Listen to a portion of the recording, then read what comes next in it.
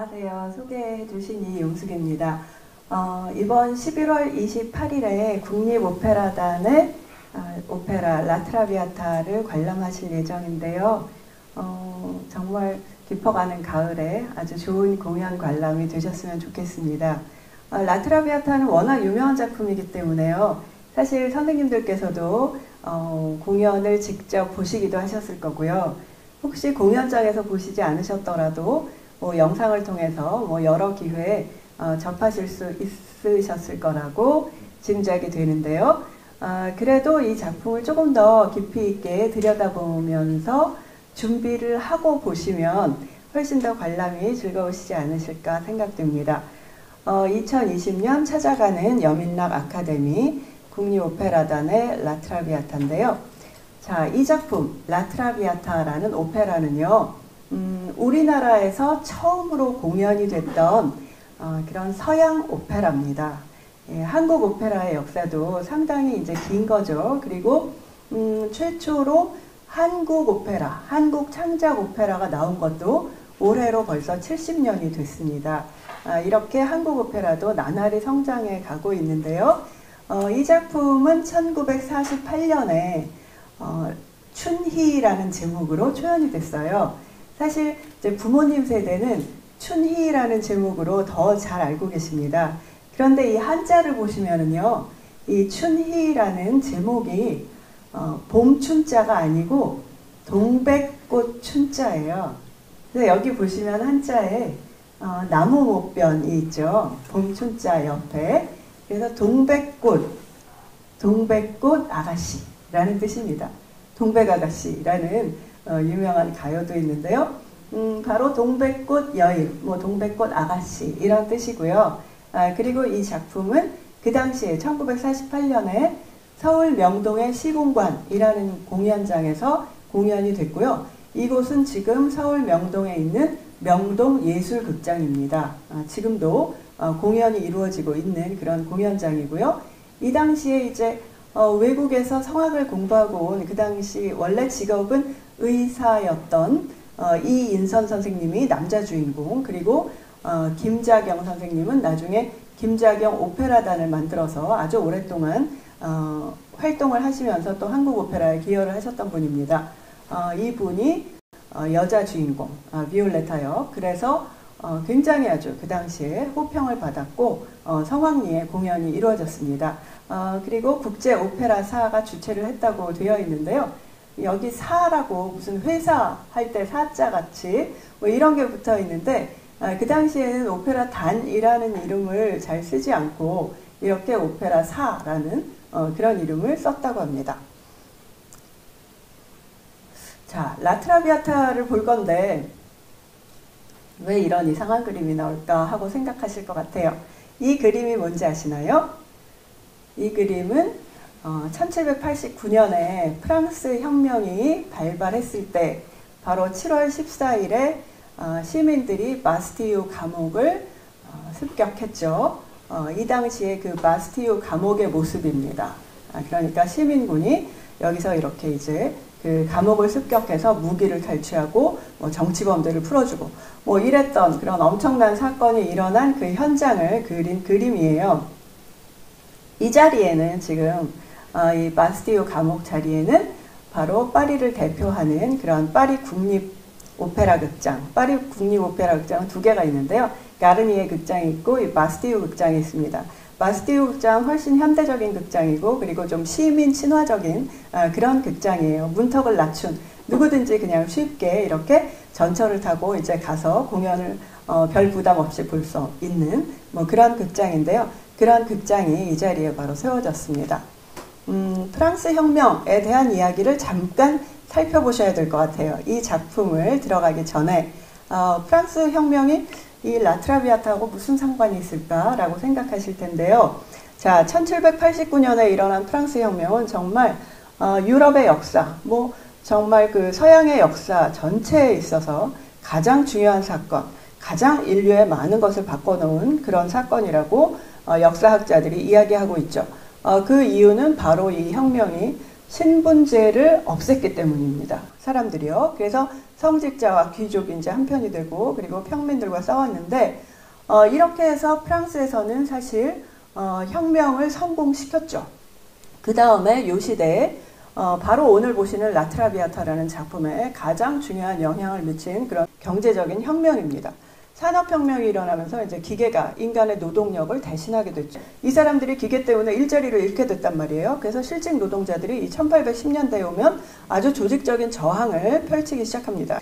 그런데 이것은 과거에 1789년에 프랑스 혁명이 처음 일어났을 때는 이것이 신분의 투쟁이었는데 이제 1848년이 되면 이것은 자본의 투쟁이 된다는 거예요. 그래서 자본을 가진 사람들, 생산수단을 소유한 사람들, 이런 사람들하고 그렇지 못한 사람들, 단순 노동자들, 부르주아하고 프롤레타리아 사이에 싸움이 됐다는 것이죠. 이제는 산업혁명을 거쳐오면서요. 그래서 마르크스 엥겔스의 공산당 선언이 이때 나오게 되고 이 같은 해에 라트라비아타의 원작 소설인 카멜리아 레이디라는 작품이 나오게 됩니다. 라트라비아타에서 가장 핵심이 되는 것은 바로 이건데요. 빈곤과 매춘의 시대였다는 거예요. 그래서 우리는 보통 라트라비아타 생각하면 처음에 축배의 노래가 나오고 귀족들이 모여가지고 파티를 하는 장면이 나온다 이렇게 생각을 하잖아요. 그 축배의 노래가 나오는 장면 대개 보면 여자들이 아주 아름다운 이런 부풀린 드레스를 입고 남자들은 턱시도를 입고 나와서 함께 노래를 하면서 술잔을 들고 건배를 해요. 그래서 굉장히 낭만적이고 멋진 오페라야 이렇게 생각을 하는데 사실은 그 이야기 자체가 전혀 낭만적이지 않다는 거예요. 그래서 이 배경을 보시면 산업화에 따라서 이제 그 도시로 굉장히 많은 인구가 들어오게 됩니다. 우리나라에서도 그런 시기가 있었죠. 이제 공장이 많이 늘어나게 되면서 특히 방적 공장, 자파 공장 이런 게 많아지면서 값싼 여성 노동력이 굉장히 필요하게 됩니다. 그러니까 일단 여자들한테는 임금을 적게 줘도 되잖아요. 왜냐하면 거의 하는 노동이 단순 노동이었기 때문에. 예, 그래서 대단한 어떤 기술에 대해서 지불을 하지 않아도 되었기 때문에 그래서 여성 노동력이 필요했고 그러면서 이제 우리나라에서 70년대에 그랬던 것처럼 이 당시 프랑스에서도 유럽의 다른 국가에서도 굉장히 많은 여성들이 그 일을 얻기 위해서 일을 얻어서 돈을 벌기 위해서 지방에서 그렇게 이제 시골에서 많이 올라왔다는 것이죠. 특히 파리로. 그런데 이제 이렇게 아무리 일을 해봤자 임금이 너무 낮았기 때문에 하루 종일 일을 해도 세 끼를 제대로 먹을 수가 없을 정도로 가난했다는 거예요. 그래서 노동만으로 생계를 이을 수 없는 경우 어쩔 수 없는 선택은 매춘이었다. 그래서 처음부터 직업 자체가 매춘 여성이 아니고요. 기회 매춘이라고 해서 공장에 다니면서 일을 하는 많은 여자들이 매춘을 했습니다. 그래서 이제 본격적으로 이 이야기로 들어가 보면은요. 알렉산드르 듀마라는 작가가 이 원작 소설을 썼는데요. 알렉산드르 듀마는 두 사람이 있습니다. 프랑스 문학사에서 아주 유명한 작가인데요. 아버지와 아들 듀마가 있어요. 우리가 아는 뮤지컬로도 나왔던 삼총사 몬테크리스토 백작 이런 걸 쓴 사람이 아버지 듀마예요. 그리고 이 아들 듀마가 이제 듀마 피스라고 부르는 이 사람이 바로 라트라비아타의 원작을 쓴 카멜리아 레이디라는 소설을 쓴 사람입니다. 아들 듀마가 사귄 여자가 있었는데요. 20대에 그 여자가 바로 이 왼쪽에 보시는 마리 듀플레시스라는 여자예요. 이 여자는 누구냐면 파리의 코티잔이었습니다. 코티잔은 뭐 하는 사람이냐 하면 그냥 단순한 매춘 여성은 아니고요. 우리나라의 기생이나 일본의 게이샤 같은 여자라고 생각하시면 됩니다. 그런데 이 원작에서는 이 여자의 이름이 그러니까 실존 인물의 이름은 마리 듀플레시스고요. 그리고 이 소설 속의 여주인공의 이름은 마르그리트 고띠에입니다. 그리고 이제 이것이 베르디의 오페라로 되면 또 비올레타라고 이름이 또 바뀌게 되죠. 자, 이 여자 마리 듀플레시스라는 여자가 그 당시에 이런 식으로 묘사됐다 그래요. 키가 굉장히 크고 마른 몸매였고 중국 도자기 인형 같은 외모다. 그렇게 이야기를 했다고 합니다. 사람들이. 그리고 백조처럼 긴 목. 아까 그 초상화에서도 보시면 굉장히 목이 유난히 길잖아요. 그래서 좀 독특한 그런 외모인데 창백한 피부 그리고 공기 중에 떠다니는 듯한 걸음걸이. 이것이 핵심입니다. 그 당시 파리의 모든 남자들이 정말 이상형의 여성으로 생각했던 그런 모습이 바로 이런 모습이었다는 거예요. 그러니까 이 공기 중을 유영하는 것 같은 그런 아주 정말 너무 가냘프면서도 사랑스럽고 그런 인간의 모습이 아닌 그런 천사의 모습, 이런 것을 그 당시 파리의 상류사회 남자들이 꿈꿨다는 거예요. 그래서 그런 외모를 가지려고 코티잔들도 노력을 했다는 거죠. 이 지상의 여인이 아닌 듯한, 그래서 공기 중에 떠다니는 듯한 걸음걸이, 이것이 굉장히 핵심적이었고요. 그 다음에 이 코티잔이라는 사람들은 어떤 사람들이냐 하면, 뭐 프랑스어로 코르티산, 그리고 영어로 코티산 이렇게 부릅니다. 18세기, 19세기에 파리 상류층에 살롱에 출입하는 그런 남자들하고 연인으로 관계를 맺어가지고 그 남자들한테서 여러 가지 이제 경제적인, 물질적인 지원을 받는 거죠. 그러면서 이 여자들은 정신적인 그런 육체적인 즐거움을 제공하는 그런 사람들이에요. 이 여자들이요. 그래서 이 마리 듀플레시스라는 그 당시 최고의 코티잔의 연인이었던 사람들이 작곡가 프란츠 리스트, 그리고 작가면서 아주 가장 유명한 프랑스의 평론가였던 테오필 고티에, 그리고 질 자냉, 알렉산드르 듀마 2세, 이런 사람들을 사귀었다는 거예요. 이 여자가. 근데 그 당시에 굉장히 많은 코티잔들이 이렇게 20대에 죽었다고 합니다. 굉장히 쉽게 감기에 걸렸고 폐렴으로 발전하고 혹은 폐결핵이 아주 많이 걸렸다고 합니다. 더군다나 주로 밤문화, 밤에 이제 술 따르고 술 마시고 수다 떨고 뭐 음악 연주하고 뭐 이러면서 사는 삶이기 때문에 아주 쉽게 건강을 해쳤다는 것이죠. 그래서 대부분 정말 그런 어떤 쾌락의 삶을 아주 짧게 누리고 되게 일찍 세상을 떠났다고 하는데요. 무슨 얘기를 하냐면 이 원작에서 이 주인공이 이런 얘기를 해요. 여주인공이 몸을 잘 챙기면 오히려 죽게 된다. 나를 지탱해 주는 것은 지금의 열병 같은 삶이다. 몸을 돌보는 일 따위는 가족이나 친구들이 있는 여자들에게나 해당된다. 남자들의 허영이나 쾌락에 도움이 되지 못하면 우리들은 이제부터는 아무도 문병오지 않았다. 이렇게 얘기를 한다는 것이죠. 그래서 이 작품은 이 당시에 이제 정말 그렇게 혁명이 완결되고 공화정, 뭐 민주주의가 어느 정도 이제 정착이 되기 시작하고 그런 상태에서 이제 정말 새로운 귀족이 된 부르주아 계층. 부르주아라는 것은 귀족이 아니고 시민이죠. 시민 계층인데 시민이지만 상공업으로 아주 돈을 많이 벌어가지고 재산을 축적해서 자본이 있는 사람들이었고 기본적으로 정말 재산과 교양을 갖추고 있는, 교육을 받은 그런 사람들을 부르주아라고 불렀습니다. 그래서 상류사회의 이중윤리, 그런 뭐 귀족과 그런 부르주아를 포함한 그런 상류사회에 사는 사람들의 이중윤리, 뭐 겉으로는 프랑스가 또 카톨릭 국가니까 당연히 일부일처제고요. 정말 왕까지도 이제 일부일처제를 뭐 지키는 굉장히 많은 여자들하고 연애를 했지만요, 궁전 안에서.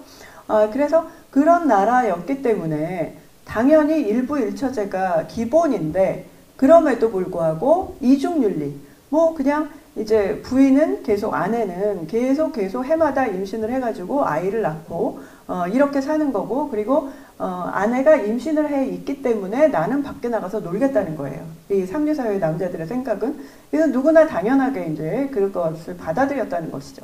그래서 신흥 부르주아지의 금전만능주의, 그리고 가족이기주의, 우리 가족만 행복하게 된다, 행복하면 된다, 남은 뭐 어떻게 되거나 말거나, 이런 생각이 굉장히 일반적이었다는 것이고, 이런 것을 고발하고 있는 작품입니다. 바로 이 라트라비아타의 원작이요.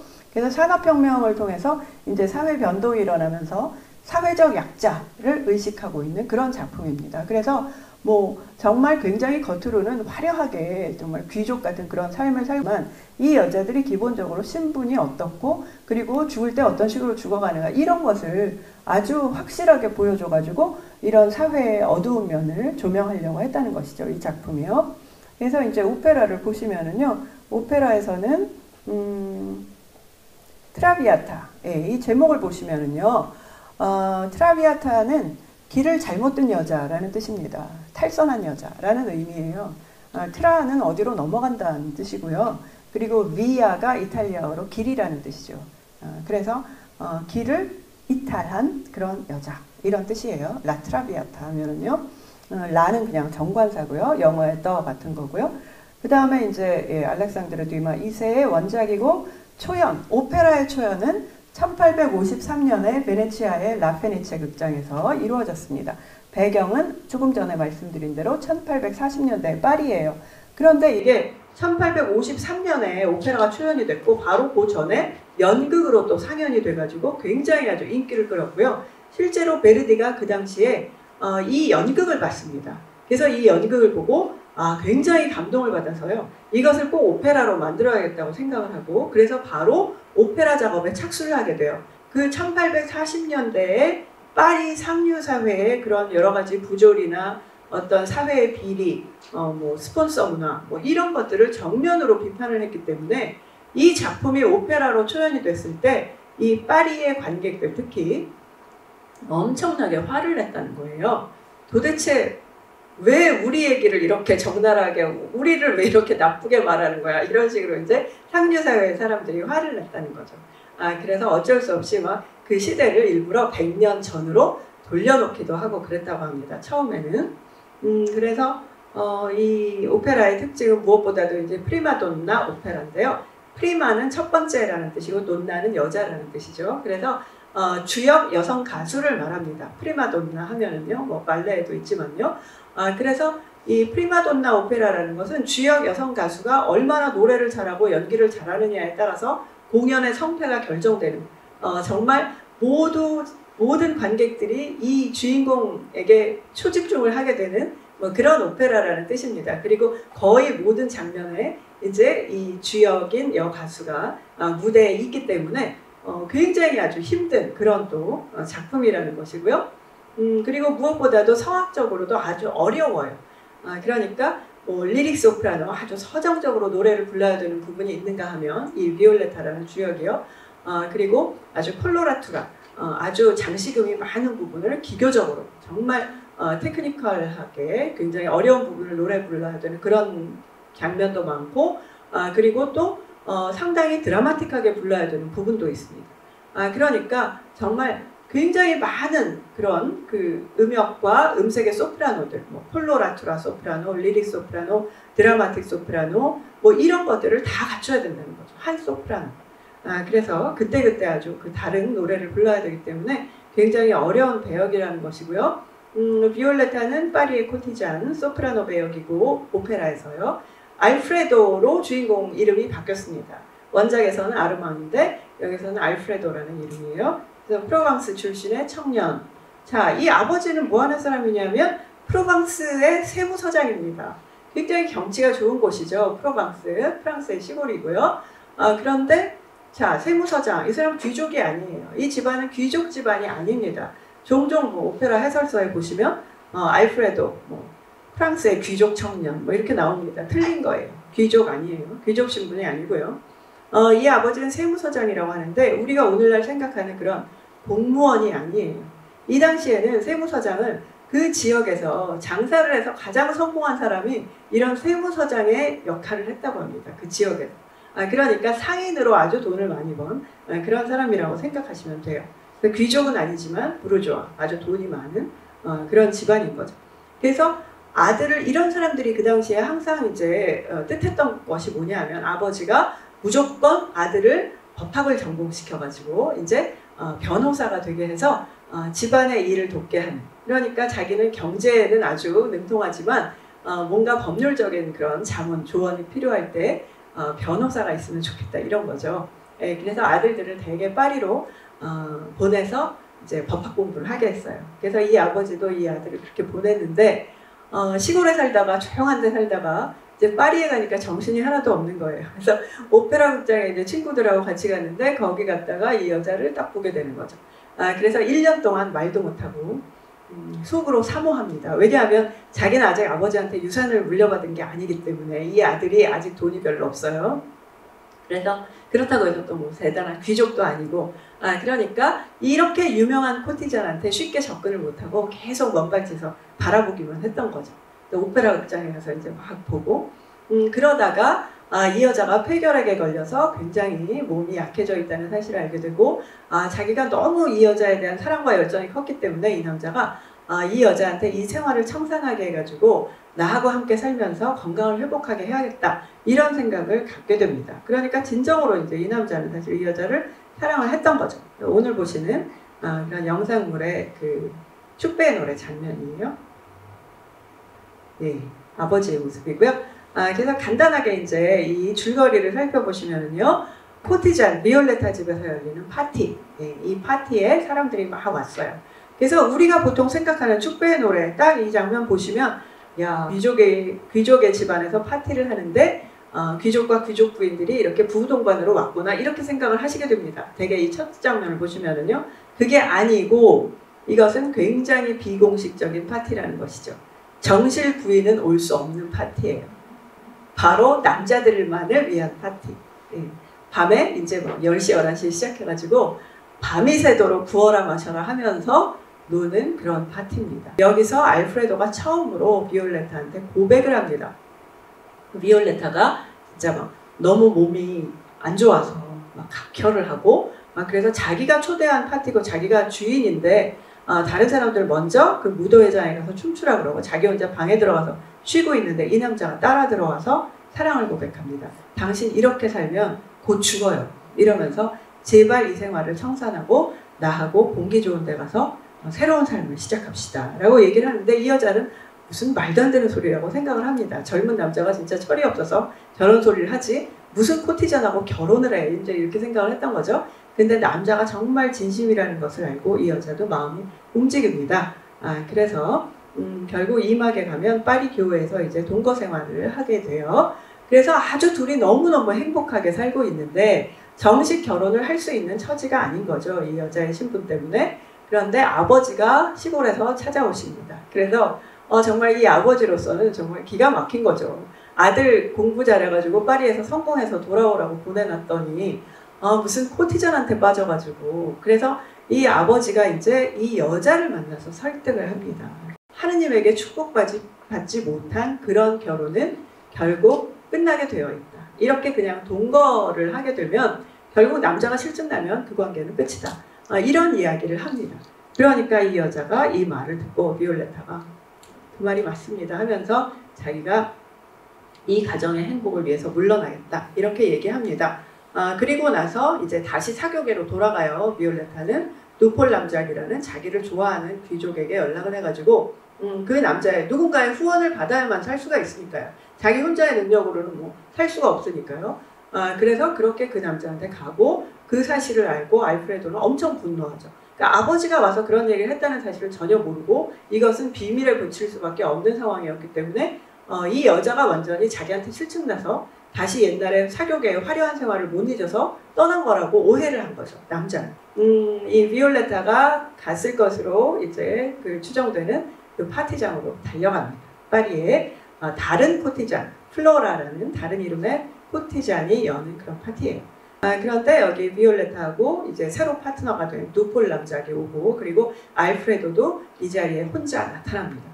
알프레도는 누폴 남작을 보니까 완전히 자기의 라이벌, 연적이라고 생각을 해서 이제 눈에서 불이 활활 나는 거죠. 그래가지고 이제 알프레도는 누폴 남작하고 기어이 결투를 하고 누폴 남작한테 상처를 입혔기 때문에 그 당시에는 이렇게 사교계에서 결투를 해가지고 그 상대방이 죽거나 뭐 아주 큰 상처를 입거나 이렇게 되면 그 상해를 입힌 사람이 외국으로 나가서 그 사교계에서 그 소문이 잠잠해질 때까지 한동안 이제 모습을 보이지 않아야 했다고 합니다.